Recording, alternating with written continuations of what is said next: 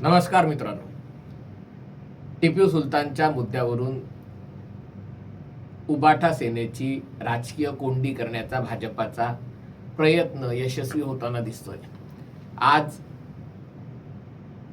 शिवसेना उबाठा गटाचे विश्व प्रवक्ते संजय राऊत यांनी पत्रकार परिषदेत टिपू सुलतान पाकिस्तानमध्ये कसा प्रिय आहे, पाकिस्तान सरकारने टिपूचा कसा गौरव केलेला आहे आणि या पाकिस्तान बरोबर क्रिकेट खेळून भाजपा टिपू सुलतानचा गौरव करत आहे वगैरे असं काहीतरी एक संबंध लावण्याचा प्रयत्न केला। अर्थात संजय राऊतांच्या या विधानाशी मी सहमत आहे। मुद्दा फक्त भारत पाकिस्तान क्रिकेट सामन्याचा नाहीये। आज महाशिवरात्री हा हिंदूंचा सगळ्यात मोठा सण असताना ICC ज्याच्यावर भाजपा सरकारचं नियंत्रण आहे, कारण जय शहा अमित शहाचे सुपुत्र आहेत आणि अशा वेळेला म्हणजे क्रिकेटला पक्षापासून वेगळं बघा, क्रिकेटला देशापासून वेगळं बघा, तो खेळ आहे, अशा प्रकारच्या तर्काला फारसा अर्थ उरत नाही। भारत आणि पाकिस्तान हे एका गटात आणले जातात आणि त्यांचे सामने जास्तीत जास्त गल्ला गोळा करायला शनिवार किंवा रविवारी आणि तेही संध्याकाळी 7 वाजता 8 वाजता असे ठेवले जातात की जगभरातून जास्तीत जास्त लोक ते बघू शकतील। आणि त्याच्यासाठी शिवरात्र असली तरी फरक पडत नाही, दिवाळी असली तरी फरक पडत नाही, ईद असली तरी फरक पडत नाही, पण त्यातल्या त्यात हिंदूंचे सण असले तर अजिबात फरक पडत नाही आणि भाजपा सरकारलाही त्याचे काडीचाही फरक पडत नाही। आणि त्यामुळे संजय राऊतांची हे त्याच्यातनं बेटिंग वगैरे त्याच्याशी मी काही सहमत नाहीये, पण मी स्वतः हा काही क्रिकेटचा सामना बघणार नाहीये म्हणून हा व्हिडिओ त्यावेळेला करतोय। पण मुद्दा क्रिकेटचा नाहीये, मुद्दा असा आहे की टिपू सुलतानचा विरोध करण्याचा उबाठा सेनेचा प्रयत्न काँग्रेसने उताना पाडलेला आहे। याचं कारण आता टिपू सुलतानच्या समर्थनार्थ काँग्रेसनी उडी मारलेली आहे। जेव्हा हर्षवर्धन सपकाळ यांनी वक्तव्य केलं आणि टिपू सुलतानची छत्रपती शिवाजी महाराजांची तुलना वगैरे केली किंवा त्यांचे समकक्ष आहेत, त्यांची प्रेरणा शिवाजी महाराजांची प्रेरणा घेऊन टिपू सुलताननी काय हिंदूंचा नरसंहार केला का, चर्च पाडली का, काय पाठवलं लोकांना, महिलांवर अत्याचार केले, हे काय त्यांचं सपकाळांचं इतिहास काय मला माहिती नाही, पण त्याच्यानंतर सपकाळ बॅकफुटवर जात आहेत असं वाटत असताना त्यामध्ये या वादामध्ये काँग्रेसचे प्रवक्ते सचिन सावंत यांनी उडी मारली। त्यांनी असं दाखवण्याचा प्रयत्न केला की कशा प्रकारे भाजपाचे लोक देखील टिपू सुलतानच्या समर्थनार्थ वेळोवेळी उतरले होते। अर्थात काँग्रेस पक्षामधल्या गांधी घराणेशाहीबद्दल बोललं की कुठल्या तरी भाजपाच्या नगरसेवकाचे मुलगी किंवा वडील किंवा भाऊ किंवा बायको पण राजकारणात आहेत आणि मग कोणत्या तरी देवेंद्र फडणवीसांचे वडील आमदार होते किंवा त्यांची अशा प्रकारची काहीतरी तुलना करून स्वतःच्या घराणेशाहीवरचा डाग काँग्रेस झाकण्याचा प्रयत्न करत आहे। हा देखील तसाच प्रयत्न आहे, पण तरी देखील काँग्रेसचे आरोप काय आहेत ते सांगण्याची आवश्यक आहे। त्यांनी सांगितलं म्हणजे टिपू सुलतानचं समर्थन करलं कोणी, काँग्रेसच्या प्रदेशाध्यक्षांनी। काँग्रेसचे सध्याचे राष्ट्रीय अध्यक्ष मल्लिकार्जुन खरगे वगैरे हे तर टिपू भक्त आहेच आहेत, पण त्याची तुलना करायला मग काँग्रेसने सांगितलं की 2012 साली अकोला महानगरपालिकेच्या सभागृहाला शहीद वतन शेरे मैसूर टिपू सुलतान ठेवण्याचा ठराव भाजपाने मांडला आणि सूचक काहीतरी विजय अग्रवाल होते भाजपाचे तेव्हाचे महानगर अध्यक्ष। 2013 साली मुंबईच्या एम वॉर्डातील हा सगळा मुस्लिम बहुभाग आहे, हे शहीद टिपू सुलतान मार्ग नाव देण्याच्या भाजपा नगरसेवकासाठी त्याच्यात समर्थकांच्या यादीमध्ये स्थानिक नगरसेवक असणाऱ्या रितू तावडे ज्या आता मुंबईच्या महापौर आहेत त्यांचं देखील नाव होतं। त्याच्यानंतर 2001 साली शेरे म्हैसूर टिपू सुलतान मार्ग नामकरण याच्यासाठी तेव्हाचे भाजपाचे खासदार माजी खासदार गोपाळ शेट्टी हे उपस्थित होते, त्यांच्या उपस्थितांच्यात हा ठराव पास झाला। भाजपाचे नेते आणि कर्नाटकचे तत्कालीन मुख्यमंत्री येडियुरप्पा यांनी टिपू सुलतानच्या कबरीवर जाऊन अभ्यागत वहीमध्ये गौरवोद्गार काढले. 2017 साली कर्नाटक विधानसभेत राष्ट्रपती रामनाथ कोविंद यांनी देखील टिपू सुलतान करता गौरवोद्गार काढले होते. आणि वर त्याच्यात जाऊन टिपू सुलतान म्हणे स्वतःच्या बोटांमध्ये श्रीरामाचं नाव लिहिलेली अंगठी घालवता, म्हणजे सीतामातेप्रमाणे याच्याही बोटांमध्ये श्रीरामाची अंगठी वगैरे असं हे करण्याचा प्रयत्न केलेला आहे. आता याच्यामध्ये स्पष्टीकरण देण्याची आवश्यकता आहे. भाजपाच्या 90% नगरसेवकांना किंवा अनेक कदाचित 50-60% आमदारांना टिपू सुलतान कोण होता, काय केलं याची काडीचीही माहिती असण्याची शक्यता नाहीये. भाजपाने कितीही जरी वर्कशॉप घेतले असले, कितीही जरी प्रशिक्षण कार्यक्रम घेतले असले, तरी भाजपाच्या स्थानिक नगरसेवकांना अनेक आमदारांनाही टिपू सुलतान कोण होता हे माहिती असण्याची सुतराम शक्यता नाही. कारण तेही त्याच राजकीय आखाड्यातनं येतात जिथून काँग्रेस, शिवसेना किंवा इतर लोक येतात. सध्याचा जो भाजप आहे त्याला महापूर आलेला आहे आणि जो कोणी जिंकू शकतो त्याला पक्षात घेणं हा भाजपाचा एककलमी कार्यक्रम असल्यामुळे असे लोक असू शकतात की ज्यांनी टिपू सुलतानच्या नावाला तेव्हा नगरसेवक म्हणून किंवा अशा प्रकारे पाठिंबा, कारण त्यांना काही त्याच्याशी देणं घेणं नाही. त्यांना ते सांगितलं की तेव्हा जर त्यांना सांगितलं असतं की टिपू सुलतान शिवाजी महाराजांचा समकक्ष होता तर त्यांना त्याच्यामध्ये फारसं काही फरक पडला नसता.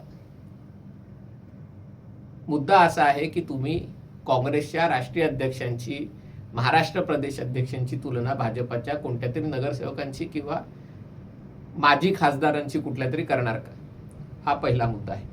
दुसरा मुद्दा आहे, याचसाठी आपल्याला खास करून ज्याला इतिहास आणि हिस्ट्री यातला फरक समजून घेणं आवश्यक आहे. भारताचं हे दुर्दैव आहे की आपण आपला इतिहास कधीच लिहिला नाही आणि त्यामुळे आपण दुसऱ्यांनी आपला जो इतिहास लिहिला, पहिले ग्रीक लोकांनी लिहिला, मग चीनी लोकांनी लिहिला, मग अरब लोकांनी लिहिला, मग मुघलांनी लिहिला, मग ब्रिटिशांनी लिहिला. इतरांनी आपला लिहिलेला इतिहास आपण खरा मानत राहिलो आणि त्यामुळे ब्रिटिशांनी जेव्हा टिपूला ब्रिटिशांचा विरोधक ठरवलं किंवा औरंगजेबाला सुफी संत ठरवलं किंवा ब्रिटिशांनी जेव्हा राजधानी दिल्ली येथे हलवली तेव्हा दिल्लीमधल्या अनेक रस्त्यांना त्यांनी दिल्लीच्या शासक, खरं त्यांच्या दृष्टीने भारताच्या शासकांची नावं दिली, दिल्लीच्या शासकांची नावं दिली आणि ते परत परकीय होते. तेव्हा आपणही ती नावं स्वीकारली. एवढंच काय, अर्थसंकल्प सादर करण्याची वेळही आपण ब्रिटिशांनी लंडनमध्ये जेव्हा अर्थसंकल्प सादर केला जातो त्याच वेळेला आपण आपल्याकडेही अर्थसंकल्प सादर करत होतो आणि मोदी सरकार येईपर्यंत अखंड परंपरा, म्हणजे वाजपेयी सरकारही झालं, त्याच्या आधी मोरारजी सरकारही झालं, अर्थसंकल्प त्याच वेळेला सादर केला जात होता. कारण ही जी एकदा मनोवृत्ती तयार झाली की ती बदलणं फार अवघड असतं. दुसरी गोष्ट, जसंही म्हटलं की हिस्ट्री आणि इतिहास यातला फरक समजून घेणं. इतिहास अशा देशांचा असतो जिथे संस्कृती जिवंत राहिलेली असते आणि भारत हा अशा 2-3 देशांपैकी एक, चीन असेल, एक इस्रायल किंवा ज्यू लोकांचा, त्यांचा देश नाहीसा झाला तरी संस्कृती जिवंत राहिली. तिथे इतिहास एका पिढीकडून दुसऱ्या पिढीला, दुसऱ्या पिढीकडून तिसऱ्या पिढीला सांगितला जातो आणि तो अखंड इतिहास तेवत राहतो. त्याच्यासाठी कदाचित तुम्हाला कागदोपत्रीचे पुरावे नसतील, ऐतिहासिक संदर्भ तेवढे मिळतीलच असं नाही, पण तो इतिहास जिवंत राखला जातो. या उलट ग्रीक लोकांचा इतिहास, रोमन लोकांचा इतिहास, पर्शियन लोकांचा इतिहास, ती संस्कृती नष्ट झाली पूर्ण. इजिप्शियन इतिहास, ती संस्कृती पूर्ण नष्ट झाली आणि मग नंतरच्या काळातल्या अर्वाचीन काळातल्या इतिहासकारांनी तिथले जे संदर्भ होते किंवा त्याच्यातल्या ज्या उत्खननात वस्तू मिळाल्या त्याच्या आधारे चित्र निर्माण करण्याचा प्रयत्न केला. आणि त्यामुळे असं मानणं की ते जे खोदकामात मिळालेले पुरावे किंवा बखरीतल्या ऐतिहासिक नोंदी हाच खरा इतिहास असतो, तर मला हे मान्य नाही. याचं कारण म्हणजे त्या शेवटी नोंदी करणाराही माणूस कोणत्या तरी हेतूने करत असतो आणि जेव्हा उत्खननात पुरावे सापडतात तेव्हा त्याच्यात काय झालं हे समोर येऊ शकतं. का झालं याचं उत्तर इतिहास देतो आणि तो इतिहास जिथे जिवंत संस्कृती असते, आणि टिपू सुलतानच्या बाबतीत हा जो जिवंत इतिहास आहे, एका पिढीने दुसऱ्या पिढीला सांगितलेला आणि महाराष्ट्रातल्या लोकांनी सांगितलेलं, पण काँग्रेसचा या सगळ्याशी संबंधच नसल्यामुळे काँग्रेसनी जो इतिहास ब्रिटिशांनी त्यांना सांगितला किंवा स्वातंत्र्यानंतर मुस्लिम शिक्षण मंत्री नेमून जो इतिहास लिहिला गेला त्यालाच प्रमाण मानण्याचा प्रयत्न केला. आता याच्या राजकारणाकडे देखील वळणं आवश्यक आहे. या राजकारणामध्ये कुठेतरी भाजप आणि काँग्रेस मिळून उबाठा सेनेची कोंडी करतायत. तसंही म्हटलं की भाजपासाठी हा एक भावनिक मुद्दा आहे, पण तो भावनिक मुद्दा कोणासाठी आहे? तो नरेंद्र मोदींसाठी, अमित शहासाठी आहे, योगी आदित्यनाथ यांच्यासाठी आहे, देवेंद्र फडणवीसांसाठी आहे, कदाचित आणखीन 50-100 नेत्यांसाठी आहे. बाकीच्या खालच्या स्तरावरच्या भाजपाच्या नेत्यांना काही फरक पडत नाही. त्यांना सांगितलं टिपू सुलतानचा विरोध करा, टिपू सुलतानचा विरोध करा. जेव्हा ते काँग्रेसमध्ये गेले असते तर टिपू सुलतानची जयंती साजरी केली असती, काँग्रेसमधनं भाजपात गेले असते, विरोधात झालं असतं. कारण त्यांचं राजकारण नळाला पाणी आणणं, रस्ते स्वच्छ ठेवणं, कुठेतरी बाग बगीचे बांधणं लोकांपर्यंत, त्याच्यावर त्यांचं जिंकणं किंवा हारणं अवलंबून असतं. टिपू सुलतान किंवा इतर कोणाशी, राणा प्रताप, छत्रपती शिवाजी महाराज यांच्या पराक्रमाशी, त्यांच्या विचारधारेशी, यांच्या दैनंदिन निवडून येण्याचा आणि दैनंदिन कामाचा काही संबंध नसतो. पण म्हणून भाजपाचा मतदान करणं महत्वाचं आहे. कारण जोपर्यंत भाजपाचं नेतृत्व नरेंद्र मोदी करतात किंवा ही सगळी मंडळी आहेत, तोपर्यंत म्हणजे खालच्या स्तरावर काम करणाऱ्या भाजपा नगरसेवक आमदारांना वैचारिकदृष्ट्या डिव्हिएट होऊन देणार नाही. आणि त्यामुळे इतर पक्षातला कोणीही नेता भाजपात आला तरी त्याला त्याची विचारधारा बदलावी लागते. तो असं नाही म्हणू शकत मी आधी काल काँग्रेसमध्ये होतो, काल माझ्यासाठी टिपू सुलतान महान होता, आता मी भाजपात आहे, आजही माझ्यासाठी टिपू सुलतान महान आहे. त्याला आपली विचारधारा बदलावी लागते. आणि त्यामुळे सचिन सावंत जे करतायत तो एकाप्रमाणे बालिश प्रयत्न आहे दाखवण्याचा की कोणत्या नगरसेवकांनी काय केलेलं किंवा कोणत्या आमदारांनी काय केलेलं. मुद्दा असा आहे की राजकीयदृष्ट्या उबाठा सेना इथे खिंडीत गाठलेली आहे. भाजपाने तिथे टिपू सुलतानच्या विरुद्ध भूमिका कडक केलेली आहे आणि टिपू सुलतानची छत्रपती शिवाजी महाराजांची तुलना करण्यालाही तीव्र आक्षेप घेतलेला. उबाठा सेना खिंडीत कशी अडकली? कारण आतापर्यंत उबाठा सेनेने कायम मराठी विरुद्ध कन्नड व बेळगाव मुद्दा राजकारणात तसा काही फारसा तापता नव्हता. पण जेव्हा कर्नाटकात भाजपचं सरकार असतं तेव्हा इथली शिवसेना किंवा उबाठा सेना दोघेही, म्हणजे जेव्हा शिवसेना उद्धव ठाकरेंच्या नेतृत्वाखालची अखंड शिवसेना भाजपच्या बरोबर सत्तेत होती, तेव्हा देखील बेळगावच्या मुद्द्यावर त्यांनी छाती पिटली होती. कारण का तर कर्नाटकमध्ये भाजपचं सरकार होतं आणि आपण भाजपपेक्षा वेगळे आहोत, आपण भाजपपेक्षा अधिक हिंदुत्ववादी आहोत, अधिक मराठी प्रेमी आहोत, हे दाखवण्यासाठी त्यांनी तेव्हा बेळगावचा मुद्दा चालवला होता.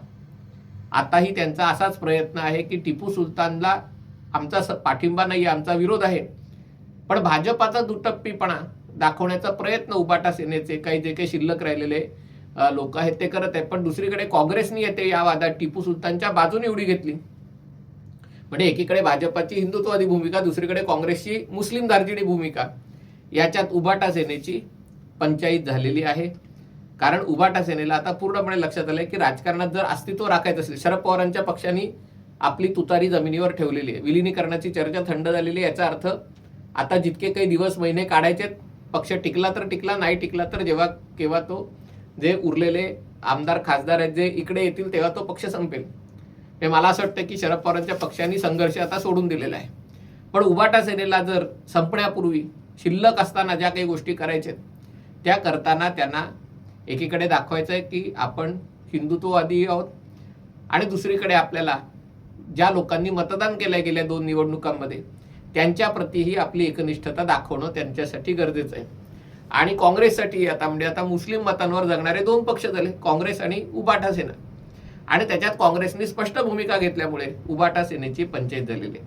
आता टिपू सुलतानला तुम्ही पाकिस्तानशी जोडून पाकिस्तानच्या क्रिकेटशी वगैरे करणं, लोकांना या गोष्टी फार लक्षात येतातच असं नाही, कळतातच असं नाही. पण म्हणून मला असं वाटतं की या सगळ्या प्रकरणात त्याला राजकीय फोडणी देण्याचा जो प्रयत्न सुरू आहे, हर्षवर्धन सपकाळांनी तो सुरू केलेला आहे, सचिन सावंत यांनी त्याला तेल घातलेलं आहे, हा जाणीवपूर्वक आहे. याच्यातनं लोकांना काय फार फरक पडेल असं मला वाटत नाही. पण उबाठा सेनेची मात्र याच्यातनं निश्चितच पंचायत होणार आहे. हा व्हिडिओ आपल्याला आवडला असेल तर कृपया लाईक करा, शेअर करा आणि हे चॅनल सबस्क्राईब करण्याची विनंती. तुर्तास इथेच थांबतो. पाहत रहा MS14.